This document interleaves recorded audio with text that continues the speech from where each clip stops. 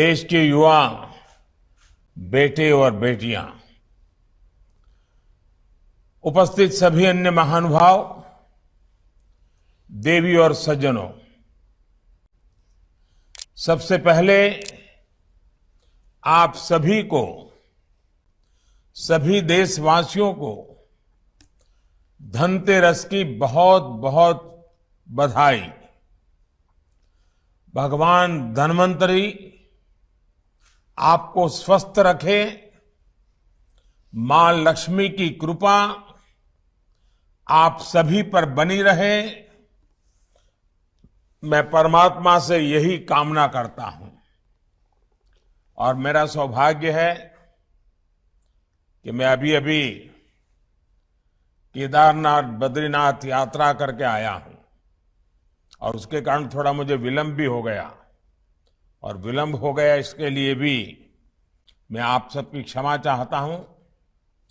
साथियों, आज भारत की युवा शक्ति के लिए एक महत्वपूर्ण अवसर है।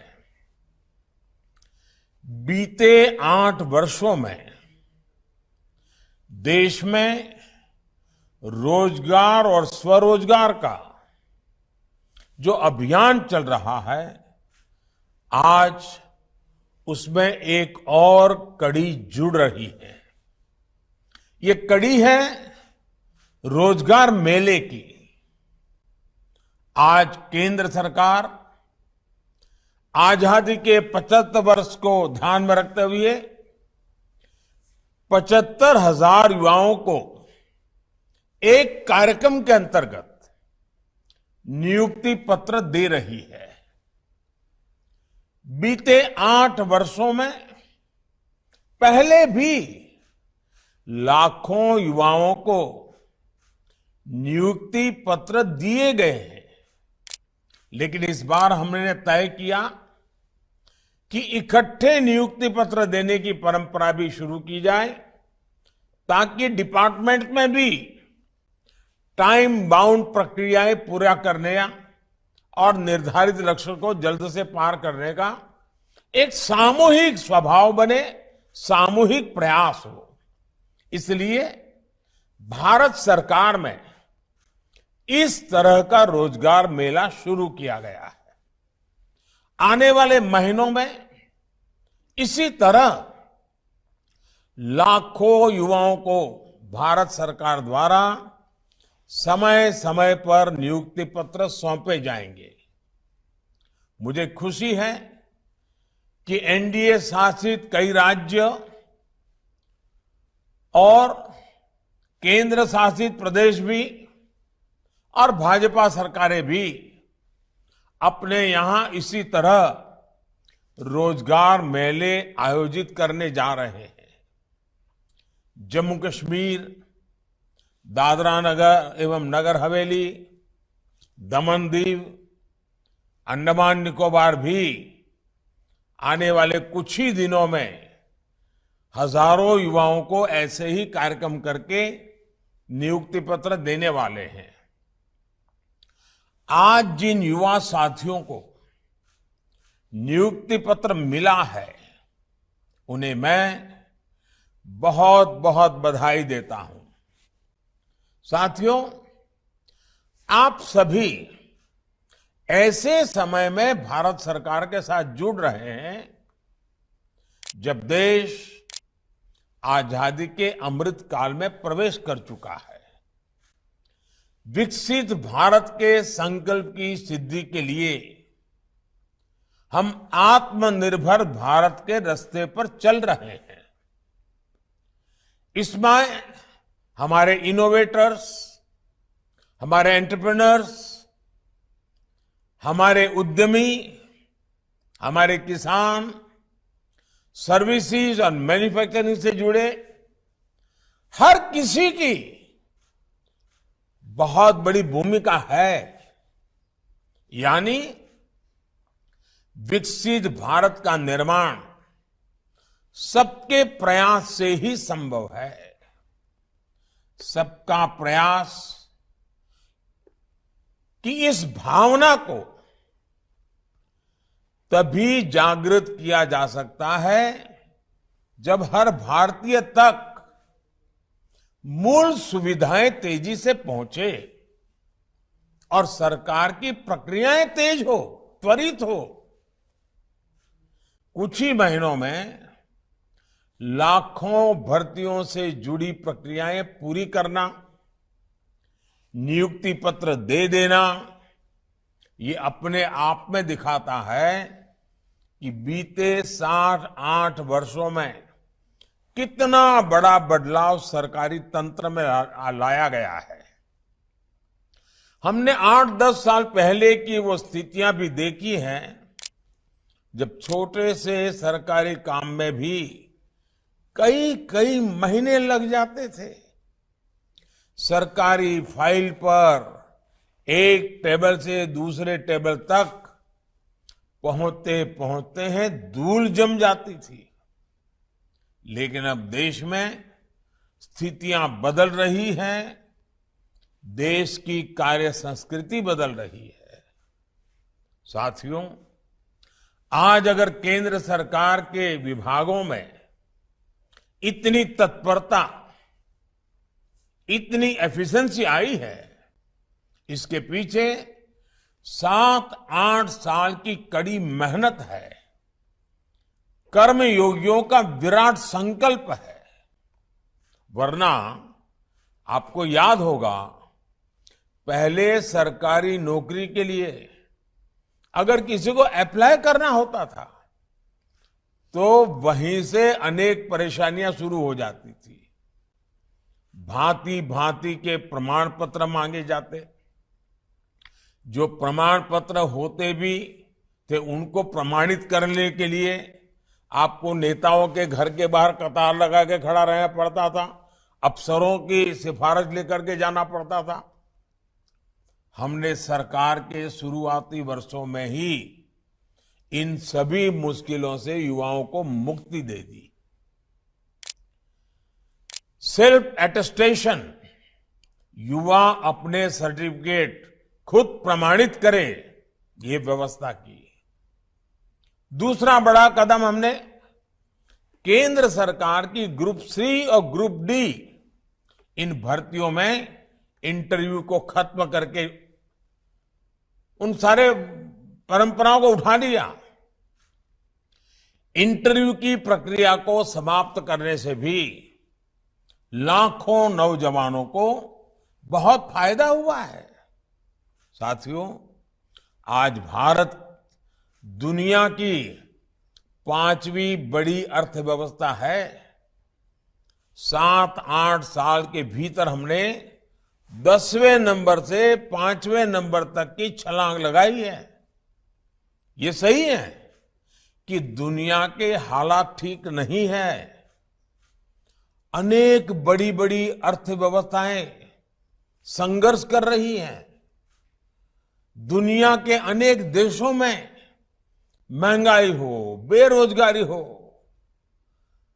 अनेक समस्याएं अपने चरम पर है। 100 साल में आए सबसे बड़े संकट के साइड इफेक्ट्स 100 दिन में चले जाएंगे, ऐसा न हम सोचते हैं, न हिंदुस्तान सोचता है और न ही दुनिया अनुभव करती है। लेकिन इसके बावजूद संकट बड़ा है, विश्वव्यापी है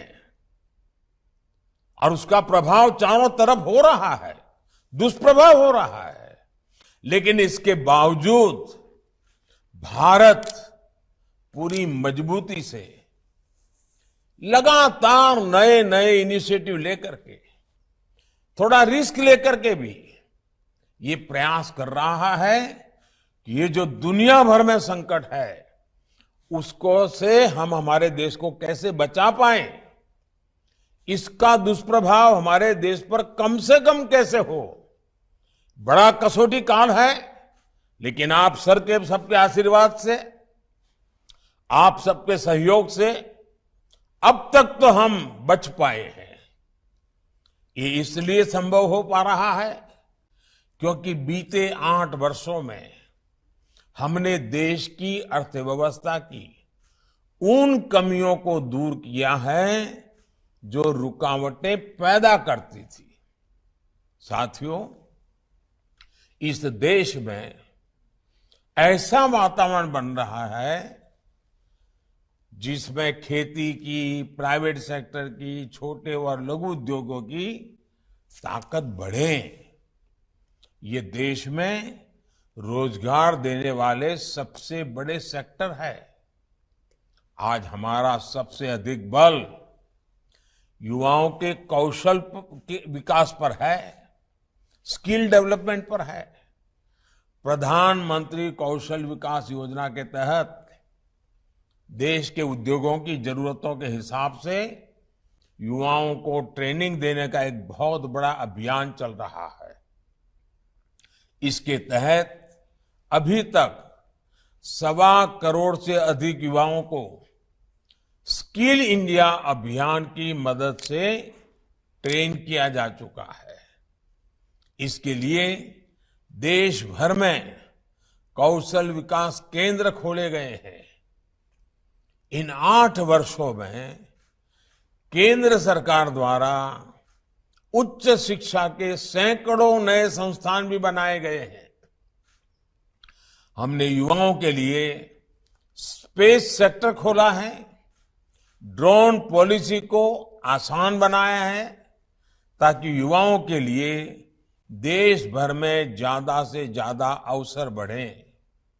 साथियों, देश में बड़ी संख्या में रोजगार और स्वरोजगार के निर्माण में सबसे बड़ी रुकावट बैंकिंग व्यवस्था तक बहुत सीमित लोगों की पहुंच भी थी।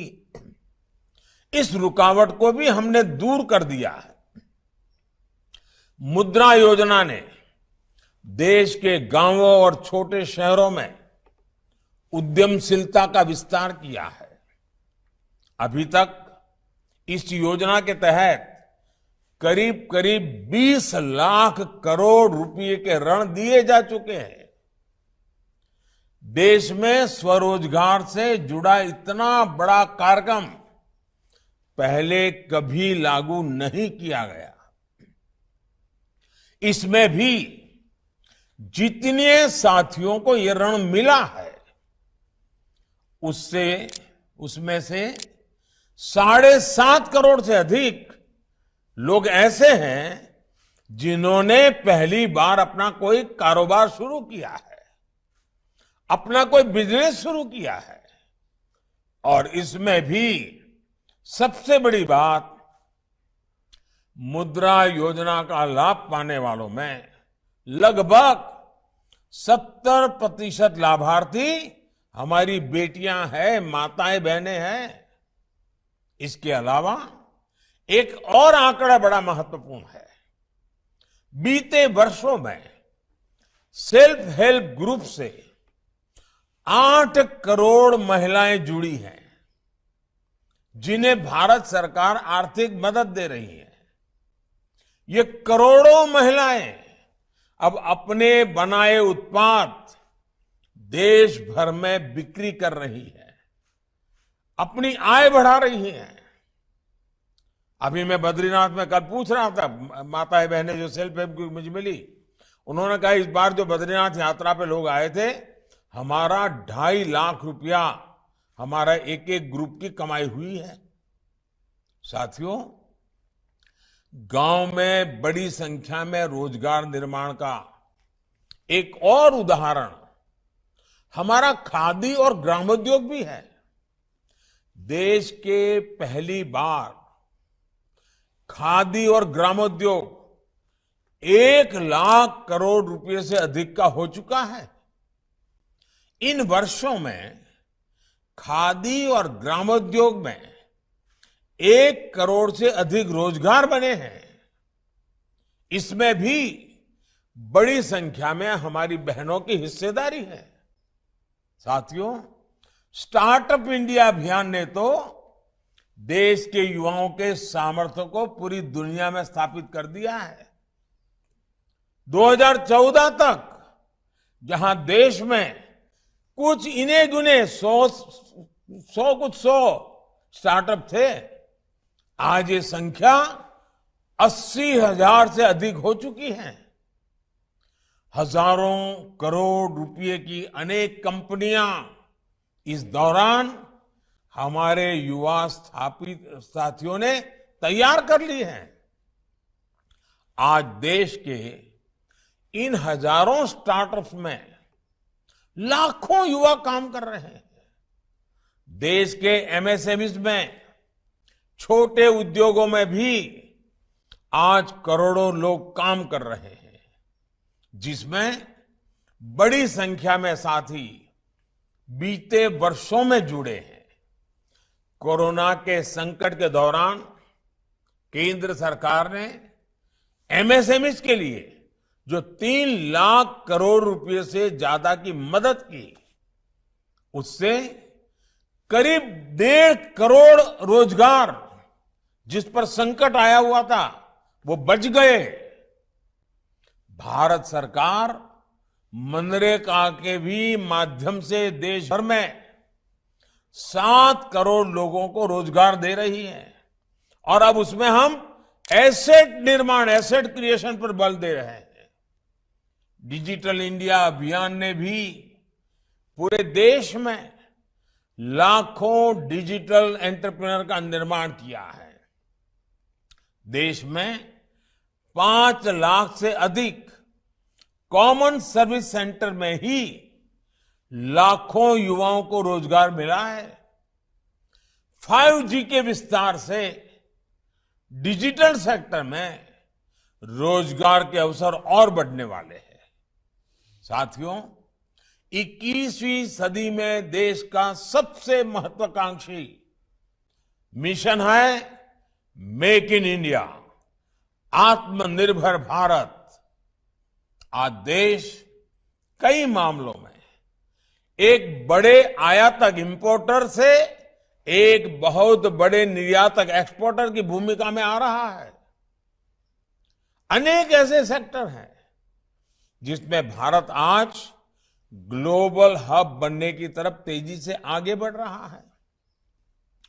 जब खबर आती है कि भारत से हर महीने 1 अरब मोबाइल फोन पूरी दुनिया के लिए एक्सपोर्ट हो रहे हैं, तो ये हमारे नए सामर्थ्य को ही दिखाता है। जब भारत एक्सपोर्ट के अपने पुराने सारे रिकॉर्ड तोड़ देता है, तो वे इस बात का सबूत होता है कि ग्राउंड लेवल पर रोजगार के नए अवसर भी बन रहे हैं। आज गाड़ियों से लेकर मेट्रो कोच, ट्रेन के डिब्बे और डिफेंस के साजो सामान तक अनेक सेक्टर में निर्यात तेजी से बढ़ रहा है। ये तभी हो पा रहा है क्योंकि भारत में फैक्ट्रियां बढ़ रही है। फैक्ट्रियां बढ़ रही है तो उसमें काम करने वालों की संख्या बढ़ रही है। साथियों, मैन्युफैक्चरिंग और टूरिज्म 2 ऐसे सेक्टर हैं जिसमें बहुत बड़ी संख्या में रोजगार मिलते हैं। इसलिए आज इन पर भी केंद्र सरकार बहुत व्यापक तरीके से काम कर रही है। दुनिया भर की कंपनियां भारत में आए, भारत में अपनी फैक्ट्रियां लगाएं और दुनिया की डिमांड को पूरी करें। इसके लिए प्रक्रियाओं को भी सरल किया जा रहा है। सरकार ने प्रोडक्शन के आधार पर इंसेंटिव देने के लिए पीएलआई स्कीम भी चलाई है। जितना ज्यादा प्रोडक्शन उतना अधिक प्रोत्साहन, ये भारत की नीति है। इसके बेहतर परिणाम आज अनेक सेक्टर्स में दिखने शुरू भी हो चुके हैं। बीते वर्षों में ईपीएफओ का जो डेटा आता रहा है, वो भी बताता है कि रोजगार को लेकर के सरकार की नीतियों से कितना लाभ हुआ है। 2 दिन पहले आए डेटा के मुताबिक इस साल अगस्त के महीने में करीब 17 लाख लोग ईपीएफओ से जुड़े हैं। मैं अगस्त महीने की बात कर रहा हूं। यानी ये देश की फॉर्मल इकोनॉमी का हिस्सा बना है। इससे भी करीब 8 लाख ऐसे हैं जो 18 से 25 साल के उम्र के ग्रुप के हैं। साथियों, इंफ्रास्ट्रक्चर निर्माण से रोजगार निर्माण का भी एक और बड़ा अवसर होता है, एक बहुत बड़ा मजबूत पक्ष होता है। और इस विषय में तो दुनिया भर में सब लोग मान्यता है कि हाँ, ये क्षेत्र है जो रोजगार बहुत बढ़ाता है। बीते 8 वर्षों में देश भर में हजारों किलोमीटर नेशनल हाईवे का निर्माण हुआ है। रेल लाइन के दोहरीकरण का काम हुआ है। रेलवे के गेज परिवर्तन का काम हुआ है। रेलवे में इलेक्ट्रिफिकेशन पर देश भर में काम किया जा रहा है। देश में नए हवाई अड्डे बना रहा है। रेलवे स्टेशनों का आधुनिकीकरण हो रहा है। नए वाटरवेज बन रहे हैं। ऑप्टिकल फाइबर नेटवर्क का पूरे देश में बड़ा अभियान चल रहा है। लाखों वेलनेस सेंटर बन रहे हैं। पीएम आवास योजना के तहत 3 करोड़ से ज्यादा घर भी बनाए गए हैं। और आज शाम को धनतेरस पर जब मध्य प्रदेश के 4.5 लाख भाई बहनों को अपने घरों की चाबी सौंपूंगा, तो मैं इस विषय पर भी आज विस्तार से बोलने वाला हूं। मैं आपसे भी आग्रह करूंगा, आज मेरा शाम का भाषण भी देख लीजिए। साथियों, भारत सरकार इंफ्रास्ट्रक्चर पर 100 लाख करोड़ रुपए से ज्यादा का लक्ष्य लेकर चल रही है। इतने बड़े पैमाने पर हो रहे विकास कार्य स्थानीय अवसर पर युवाओं के लिए रोजगार के लाखों अवसर बना रहे हैं। आधुनिक इंफ्रा के लिए हो रहे ये सारे कार्य टूरिज्म सेक्टर को भी नई ऊर्जा दे रहे हैं। आस्था के, आध्यात्म के, ऐतिहासिक महत्व के स्थानों को भी देश भर में विकसित किया जा रहा है। ये सारे प्रयास रोजगार बना रहे हैं। दूर सुदूर से भी युवाओं को मौका दे रहे हैं। कुल मिलाकर देश में अधिक से अधिक रोजगार के निर्माण के लिए केंद्र सरकार एक साथ अनेक मोर्चों पर काम कर रही है। साथियों, देश की युवा आबादी को हम अपनी सबसे बड़ी ताकत मानता है। आजादी के अमृत काल में विकसित भारत के निर्माण के सारथी हमारे युवा हैं, आप सभी हैं। आज जिन्हें नियुक्ति पत्र मिला है, उनसे मैं विशेष तौर पर कहना चाहूंगा कि आप जब भी दफ्तर आएंगे, अपने कर्तव्य पथ को हमेशा याद करें। आपको जनता की सेवा के लिए नियुक्त किया जा रहा है। 21वीं सदी के भारत में सरकारी सेवा सुविधा का नहीं, बल्कि समय सीमा के भीतर काम करके देश के कोटि कोटि लोगों की सेवा करने का एक कमिटमेंट है, एक स्वर्णिम अवसर है। स्थितियां, परिस्थितियां कितनी भी कठिन हो, सेवा भाव का सरोकार और समय सीमा की मर्यादा को हर हाल में हम सब मिलकर के कायम रखने का प्रयास करेंगे। मुझे विश्वास है कि आप इस बड़े संकल्प को ध्यान में रखते हुए सेवा भाव को सर्वोपरि रखेंगे। याद रखिए, आपका सपना आज से शुरू हुआ है, जो विकसित भारत के साथ ही पूरा होगा। आप सभी को फिर से नियुक्ति पत्र, जीवन की एक नई शुरुआत के लिए बहुत बहुत शुभकामनाएं हैं। और मुझे विश्वास है कि आप मेरे अनन्य साथी बन करके, हम सब मिलकर के देश के सामान्य मानवी की आशा आकांक्षाओं को पूरा करने में कोई कमी नहीं रखेंगे। धनतेरस का पावन पर्व है, हमारे यहां इसका अत्यंत महत्व भी है। दिवाली भी सामने आ रही है।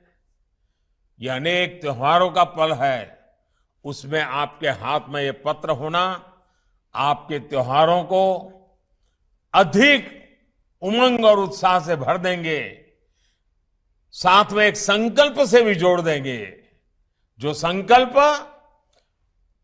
100 साल का जब भारत की आजादी का समय होगा, अमृत काल के 25 साल, आपके जीवन के भी 25 साल, महत्वपूर्ण 25 साल, आइए मिलकर के देश को नई ऊंचाइयों पर ले जाए। मेरी बहुत बहुत शुभकामनाएं हैं। बहुत बहुत धन्यवाद।